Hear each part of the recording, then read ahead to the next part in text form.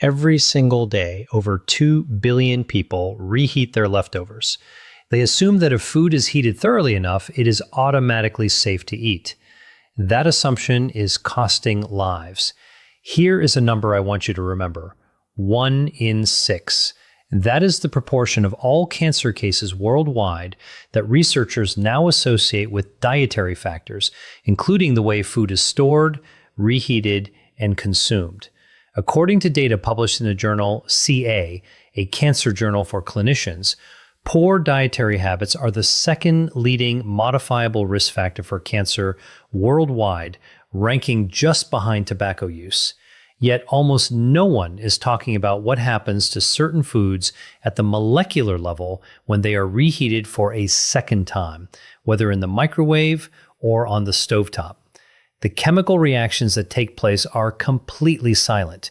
You cannot see them, you cannot smell them, but they are happening inside your food and then inside your body.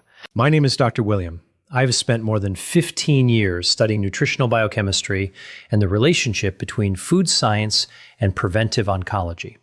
Today, I'm going to show you 4 foods that you are almost certainly reheating.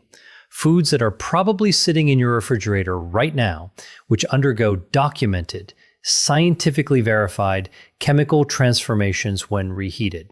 Transformations that carry a measurable cancer risk. Stay with me until the end of this video, because the 4th food on this list is one that almost every health-conscious person believes is completely safe. That belief, however, is dangerously mistaken. Before we go any further, I want you to understand something important. This is not about a minor inconvenience. This is not about an upset stomach or temporary food poisoning. What we are discussing is the slow, cumulative buildup of carcinogenic compounds inside your body over months and years. The kind of silent damage that often goes unnoticed until it becomes extremely difficult to reverse. Cancer rarely develops overnight. It is a gradual process, a slow progression. The building blocks of that process, free radicals, advanced glycation end products, nitrosamines, and lipid peroxidation byproducts, often enter your body not through cigarette smoke or industrial pollution, but through your own kitchen. The World Health Organization has classified several compounds formed during the reheating of certain foods as Group 1 or Group 2A carcinogens. Group 1 means there is conclusive evidence that the substance causes cancer in humans. Group 2A means it is probably carcinogenic to humans. These are not theoretical concerns. They are documented chemical reactions that occur in your kitchen, on your stovetop, or inside your microwave every time the wrong foods are reheated the wrong way. And here is the part that should concern you the most. The people at greatest risk are not those with unusual eating habits. They are ordinary people who believe they are making healthy food choices, lean proteins, cooked vegetables, rice, and eggs. These are the 4 food categories we are going to examine today. After watching this video, you will never look at your leftovers the same way again. Before we continue, let me briefly explain why I am qualified to discuss this topic. Not to impress you, but because in a world overflowing with health misinformation, you deserve to know who is giving you advice and why that advice is credible. I completed my medical training with a focus on internal medicine, followed by advanced fellowship training in nutritional biochemistry. Over the past 15 years, my research has focused specifically on how cooking methods, heat exposure, food storage, and food reheating alter the molecular structure of macronutrients and generate byproducts that interact with human DNA and cellular metabolism.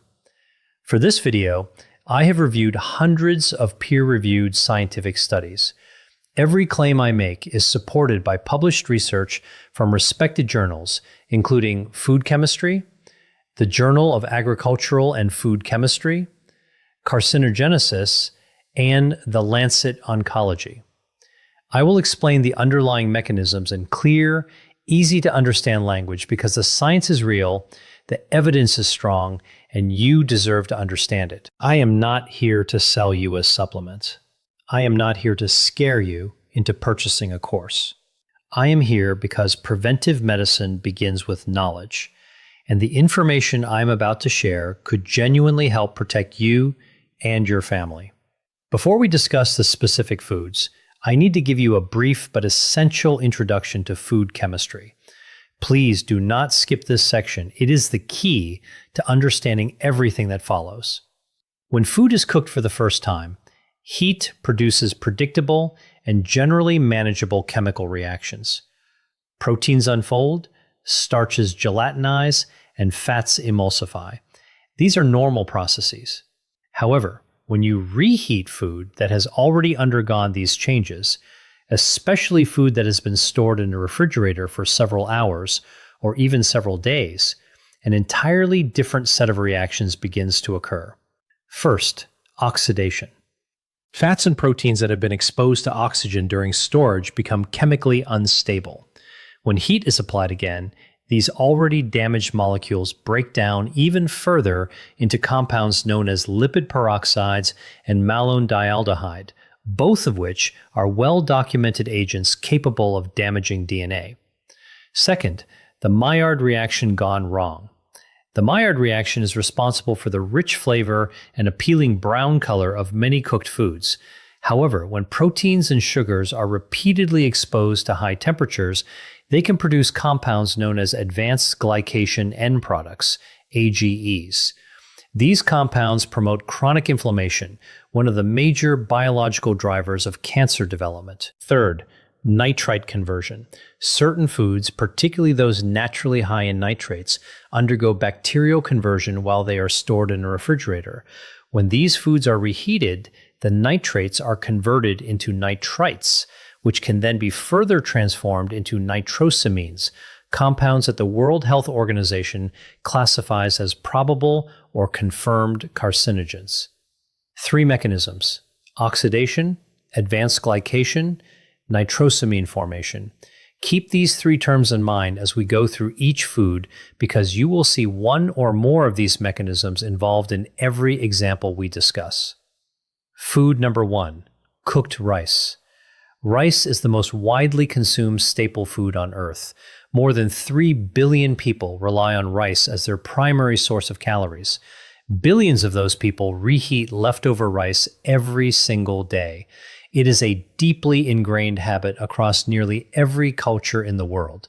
However, there is a serious problem with this practice, one that has very little to do with the reheating process itself and everything to do with what happens during the time the rice spends in the refrigerator between the first cooking and the second. As cooked rice cools, it becomes an almost ideal environment for the growth of a bacterium known as Bacillus cereus.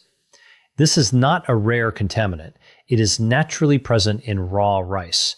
It survives the initial cooking process and can multiply rapidly in cooked rice that is left at room temperature or stored in the refrigerator for extended periods. When you reheat the rice, the heat may kill the bacteria, but it does not destroy the heat-resistant toxins they have already produced. Those toxins survive the microwave, they survive the stovetop, and they enter your digestive system intact. However, while the bacterial risk is significant, it is not the primary cancer concern. The cancer concern is this: Bacillus cereus produces a toxin called cereulide, which laboratory studies have shown can damage the mitochondria inside human cells.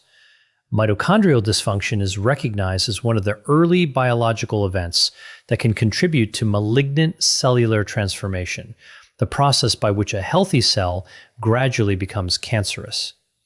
There is another, less frequently discussed but equally important concern associated with reheated rice. Repeated heating of starch-rich foods increases the formation of acrylamide, a chemical compound produced when natural sugars react with the amino acid asparagine under high heat. The International Agency for Research on Cancer, IARC, classifies acrylamide as a Group 2A carcinogen, meaning it is probably carcinogenic to humans. So what should you do instead? Whenever possible, cook rice fresh. If you need to store it, Spread it out on a shallow tray immediately after cooking so it cools quickly. Refrigerate it within 1 hour. Consume it within 24 hours. And never reheat rice more than once. Food number 2, cooked chicken. Here is something that may surprise you. Chicken is the world's most popular lean protein. Doctors, dietitians, bodybuilders, and health-conscious families all recommend it and frequently build their meals around cooked chicken. And when leftover chicken ends up in the refrigerator, almost everyone reheats it. This is where the problem begins. When proteins, particularly those found in animal muscle tissue, are exposed to high temperatures for a second time, they undergo a process known as protein oxidation. One consequence of this process is the formation of compounds called heterocyclic amines, HCAs. HCAs are not a controversial topic in nutrition science. They are among the most extensively researched dietary carcinogens in the scientific literature. Once HCAs enter the body, liver enzymes metabolize them into highly reactive compounds that can bind directly to DNA. This interaction with DNA can produce genetic mutations. Mutations affecting critical genes, especially tumor suppressor genes, represent one of the primary mechanisms through which cancer begins. A landmark study published in Carcinogenesis found that individuals who frequently consumed well-done or reheated poultry had a statistically significant increase in the risk of colorectal cancer. A separate analysis conducted by the Harvard T.H. Chan School of Public Health found that frequent consumption of reheated, processed chicken was associated with an increased risk of pancreatic cancer, one of the deadliest forms of cancer, with a 5-year survival rate of only 11%. Foods number 3 and 4 are the ones most people misunderstand. Food number 3 primarily affects people who take pride in maintaining a clean, healthy diet. Food number 4 is something that nutritionists and physicians routinely recommend eating, yet the risks associated with reheating it remain almost completely unknown to the general public. If you find this type of evidence-based, practical health information valuable, I encourage you to subscribe to this channel. I publish one new video every week, and each one follows the same approach as this video. Peer-reviewed scientific research translated into practical information that you can actually apply. No hype, no supplements, no hidden agenda, just the science and what it means for your health. Food number 3, spinach and other nitrate-rich leafy greens. Spinach is arguably one of the most celebrated vegetables in healthy eating. It is rich in iron, folate, magnesium, and powerful antioxidants. Nutritionists, oncologists, and cardiologists consistently recommend eating more spinach, and they are absolutely right when it is eaten fresh or cooked once and consumed immediately. The problem arises when spinach is stored and then reheated. Spinach, along with celery, beets, lettuce, and Swiss chard, is among the richest dietary sources of naturally occurring nitrates. In their natural form, these nitrates are beneficial. They help support cardiovascular health and contribute to healthy blood pressure regulation. However, once cooked spinach is refrigerated, naturally occurring bacteria on the surface of the leaves begin converting those nitrates into nitrites. This is the same chemical conversion that occurs in cured meats. It is also one of the reasons the World Health Organization classified processed meat as a Group 1 carcinogen in 2015. When spinach that has been refrigerated for 24 hours or longer is reheated, you are applying heat to a vegetable that has already undergone substantial nitrate to nitrite conversion. Under heat, those nitrites can react with amino acids present in the spinach and later in your stomach to produce nitrosamines. Nitrosamines are among the most potent dietary carcinogens identified by modern science. Animal studies have shown that they can induce cancer at remarkably low doses. In addition, Epidemiological research consistently associates high nitrosamine exposure with an increased risk of gastric, esophageal, and colorectal cancers. This is not a hypothetical concern created for this video. The European Food Safety Authority, EFSA, has issued formal guidance regarding dietary exposure to nitrates and nitrites from vegetables, specifically warning about the potential risks associated with reheating nitrate-rich vegetables after they have been stored following cooking. The irony is devastating. One of the healthiest foods on earth can become a source of carcinogenic compounds simply because of a storage and reheating habit practiced every week by millions of health-conscious people. So, what should you do instead? Cook spinach and other leafy greens fresh whenever possible. Eat them immediately after cooking. If you have leftovers, consume them cold within a few hours. Do not refrigerate cooked spinach with the intention of reheating it later. If you absolutely must store it, keep it in an airtight container, consume it within 6 hours, and do not reheat it. Eat it cold instead. Food number 4, eggs. I told you the fourth food would surprise you. Here it is, eggs. Eggs are among the most nutritionally complete foods available. They contain all 9 essential amino acids.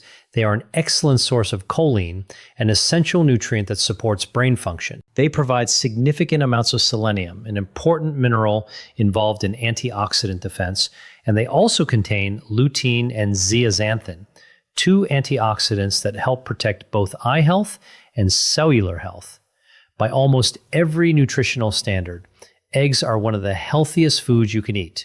However, reheating eggs, especially scrambled eggs or hard-boiled eggs, creates a specific and often overlooked chemical problem that very few people discuss. Eggs contain approximately 13% fat, with most of that fat concentrated in the yolk. When an egg is cooked for the first time, the fats in the yolk undergo an initial stage of oxidation. This is a normal and expected process. However, when a cooked egg is refrigerated and then reheated at a high temperature, those already oxidized fats undergo secondary lipid oxidation at a much faster rate. The byproducts produced during this process, particularly malondialdehyde and oxysterols, are now well documented in the scientific literature. Oxysterols in particular have attracted considerable scientific attention over the past decade. These compounds are oxidized forms of cholesterol that develop specifically when foods containing cholesterol are repeatedly heated. A comprehensive review published in the journal Food and Chemical Toxicology concluded that oxysterols possess pro-atherogenic, pro-inflammatory, and most importantly, cytotoxic and genotoxic effects on human cells. Genotoxic, that word is extremely important. It means toxic to the genetic material inside your cells, your DNA. By definition, genotoxic compounds are considered potential carcinogens because they can produce DNA strand breaks and genetic mutations that initiate the chain of events leading to cancer. There is another concern associated with reheated eggs. When cooked egg proteins are exposed to excessive heat for a second time, particularly during rapid microwave reheating, they undergo additional protein denaturation. These proteins form abnormal cross-links that make them more difficult for your digestive system to break down. Even more importantly, some research suggests that the sulfur-containing amino acids naturally present in eggs, cysteine and methionine, can degrade during repeated heating. The degradation products formed from these amino acids may contribute to oxidative stress within the lining of the digestive tract. Oxidative stress affecting the intestinal lining is not a minor issue. Persistent oxidative stress in the gastrointestinal mucosa is considered one of the major proposed mechanisms involved in the development of colorectal cancer, the third most common cancer worldwide, responsible for nearly 1 million deaths every year. So, what should you do instead? Eggs are best eaten immediately after they are cooked. If you prepare eggs in advance, store hard-boiled eggs with their shells still on and eat them cold. Avoid reheating scrambled eggs or omelets in the microwave.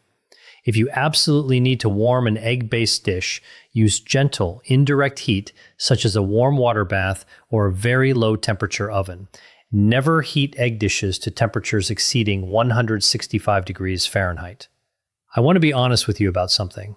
When I first began reviewing the scientific research on reheated foods, when I carefully read the literature on nitrosamine formation, heterocyclic amines, and oxysterols, my first reaction was not fear.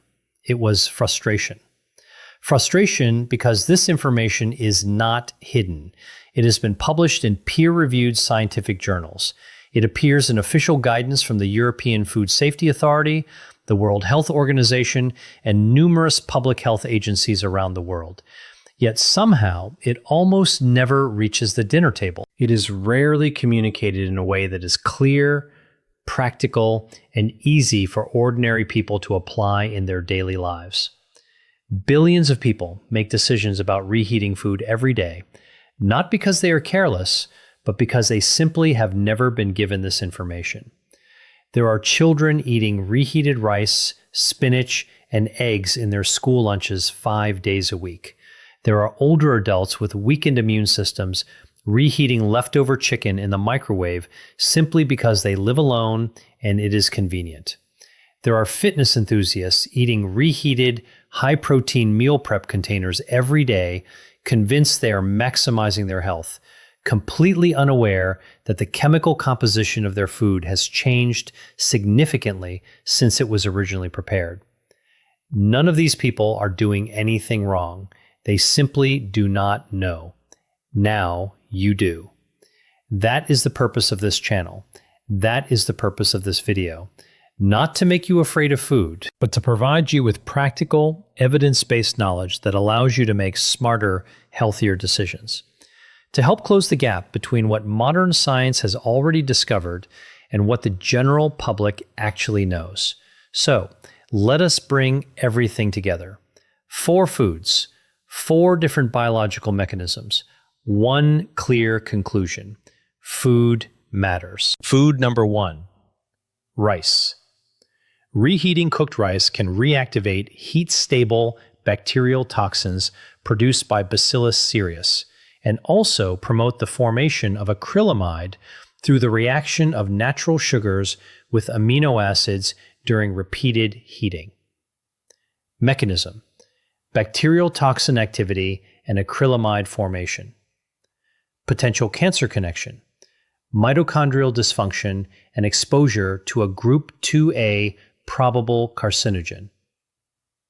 Food number 2, chicken. Reheating cooked chicken at high temperatures promotes the formation of heterocyclic amines, HCAs, through protein oxidation, while also increasing lipid oxidation byproducts such as malondialdehyde and 4-hydroxynonenal. Mechanism: protein oxidation and lipid oxidation. Potential cancer connection: direct DNA interaction by HCAs and an increased risk of colorectal and pancreatic cancers. Food number 3, spinach and other leafy greens. During refrigeration, bacterial activity converts naturally occurring nitrates into nitrites. When these vegetables are reheated, the nitrites can react to form nitrosamines. Mechanism: nitrate to nitrite to nitrosamine conversion. Potential cancer connection: increased exposure to nitrosamines, which has been associated with gastric, esophageal, and colorectal cancers. Food number 4, eggs. Repeated heating of egg yolks, which contain both cholesterol and fat, promotes the formation of oxysterols, oxidized cholesterol derivatives with documented genotoxic activity, as well as secondary lipid oxidation products. Mechanism: cholesterol oxidation and secondary lipid oxidation. Potential cancer connection: DNA damage, oxidative stress affecting the intestinal lining, and an increased risk of colorectal cancer. 3 fundamental biochemical mechanisms appear repeatedly across 4 of the most commonly reheated foods in the world. Nitrosamine formation, lipid and protein oxidation, activation of bacterial toxins. This is not fear-mongering. It is food biochemistry that has been repeatedly, consistently, and rigorously investigated in the scientific literature. Now, let me tell you exactly what I want you to do with this information. These are practical, straightforward steps that require no special equipment, no supplements, and no drastic lifestyle changes. Just small, informed decisions that can substantially reduce your long-term exposure to potentially harmful dietary compounds. Cook rice fresh whenever possible. If you store it, cool it within 1 hour, refrigerate it immediately, consume it within 24 hours, and never reheat it more than once.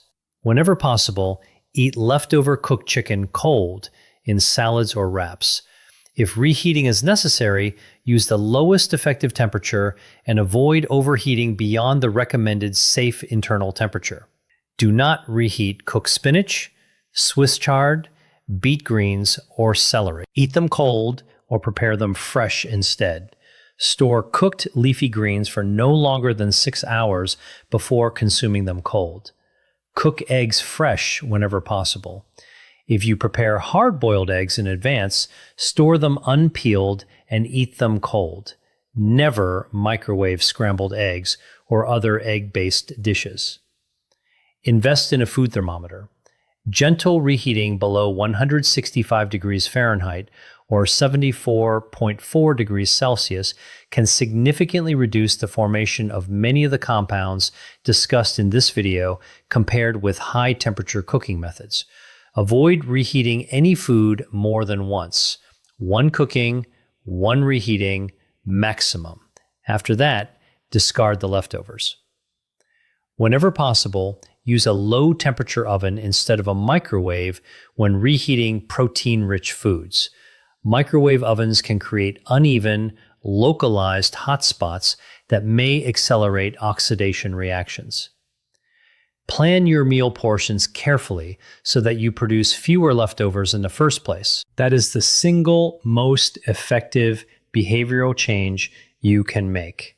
Before I finish, I want to ask you something, and I genuinely want to hear your answer. Which of these 4 foods surprised you the most?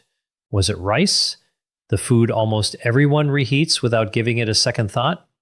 Was it chicken, the protein that millions of people preparing healthy meals consider the gold standard? Was it spinach, the vegetable that virtually every health expert encourages you to eat more often? Or was it eggs? Let me know in the comments below.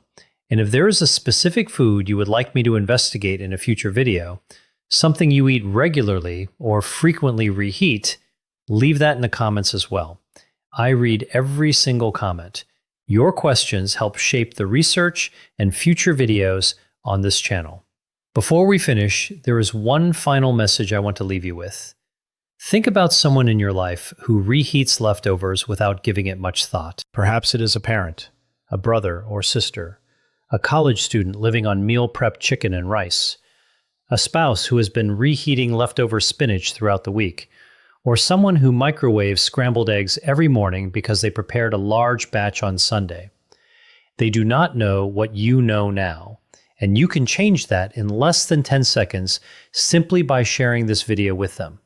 Not to frighten them, not to lecture them, simply to give them the same information that you now have, because they deserve the opportunity to make informed decisions about their health just as much as you do. The research